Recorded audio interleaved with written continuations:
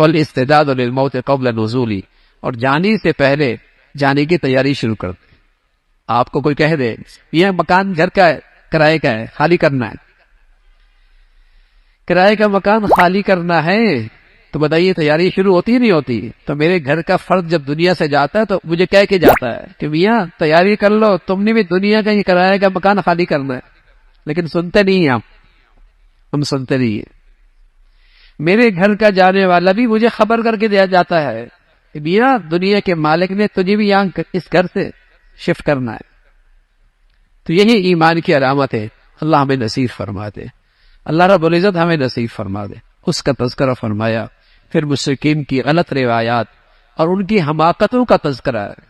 اللہ کو مشرک بھی مانتا ہے، لیکن وہ ایسا مانتا ہے جیسے اس کا اپنا مزاج ہے، نبی کی طرح نہیں مانتا، جیسے نبی کی تعلیمات ہے، جیسے دین کی تعلیمات ہے، ایسے نہیں مانتا، حماقتیں کرتا ہے۔ حماقت کیا کرتا ہے؟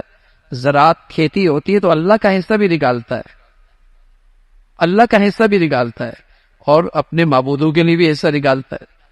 اللہ کا حصہ معبودوں میں مل جائے کوئی پرواہ نہیں، معبودوں کا حصہ اللہ کیسے مل جائے پریشان ہو جاتا ہے، کہیں معبود ناراض نہ ہو جائے۔ مسجد کے پاس سے گزرے گا، موسیقی کی آواز بلند ہو جائے گی، بابا کے پاس سے کر جائے گا، ایسا کر دے گا، ادھر ڈرتا ہے، اس سے نہیں ڈرتا، اللہ سے نہیں ڈرتا، اللہ سے نہیں ڈرتا۔ تو اس طریقے سے یہ مشرک کیا کرتا تھا، جانور چھپائے، ان کی جو بچے پیٹ میں ہوتے تھے ان کے بارے میں غلط نظریہ عقیدہ کہ فلاں کھا سکتا ہے فلاں نہیں کھا سکتا، اس کی مذمت فرمائی، اور پھر اللہ رب العزت نے تلقین فرمائی کہ دیکھو حق سچ کے ایک وظیفہ، ایک مضمون ہے، اور یہ نصیحتیں ہیں، اور یہ نصیحتیں گویا کہ عبداللہ ابن مسعود فرمایا کرتے تھے رضی اللہ تعالیٰ عنہ، اگر کوئی کہے کہ اللہ کے نبی دنیا سے تشریف لے گئے تو آپ امت تو کیا نصیحت کر کے گئے؟ تو فرمایا وہ اس آیت کے اندر وہ ساری نصیحتیں موجود، اور یہ ایسی نصیحتیں جو ہر نبی نے اپنی امت کو نصیحتیں کی ہیں۔ اس کی پہلی چیز کیا ہے؟ پہلی چیز ہے لوگوں اللہ کے ساتھ شرک میں، اللہ تشرکوا بشیئا، والدین کے ساتھ حسن سلوک کر، والدین کے ساتھ حسن سلوک کرو، اپنی اولاد کو ناحق قتل نہ کر۔ اس زمانے میں بھوک کی وجہ سے اولاد کو قتل کر دیا کرتے تھے، بیٹیوں کو آر کی وجہ سے قتل کر دیا کرتے تھے، اور مسلمان بھی آج ایسے ہی کرتا ہے، جب بچیوں کا پتہ بچی ہو رہی ہے تو حمل ضائع کرا دیتے، 4 مہینے کے بعد بچی کا حمل ضائع کرنا قاتل ہے، قاتل، جو کہتا ہے وہ بھی قاتل ہے، جو کر رہا ہے وہ بھی قاتل ہے۔ وہ بھوک کے خطرے کی وجہ سے بچوں کو قتل کر دیا کرتے، فرمایا بچوں کو قتل نہ کرو۔ اس کا تذکرہ فرمایا یتیموں کا مال مت کھاؤ،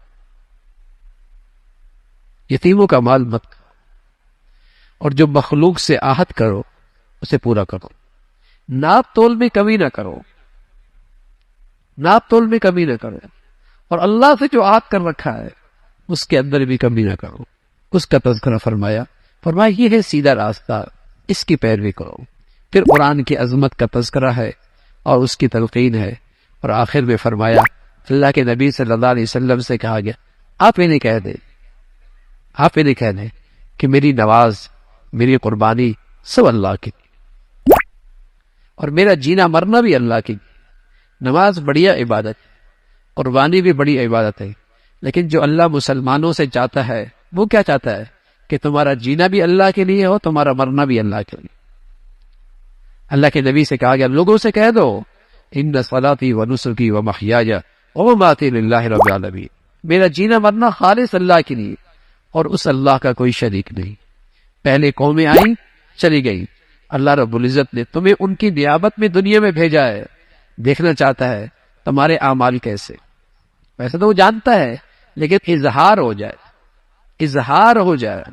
اللہ رب العزت نے تمہیں ایک مختصر سی زندگی دی ہے، اور وہ اللہ رب العزت دیکھنا چاہتے ہیں تم کیا لے کے آتے اور تمہاری زندگی کیسی ہے۔ اور یاد رکھنا اللہ بہت جلد حساب لینے والے ہیں، اس کے لیے حساب و کتاب کا نظام بنانا کوئی مشکل نہیں ہے، سب کی زندگی کا ریکارڈ اس کے پاس موجود ہے، اور جلد ہی اس کا فیصلہ فرما دیں گے۔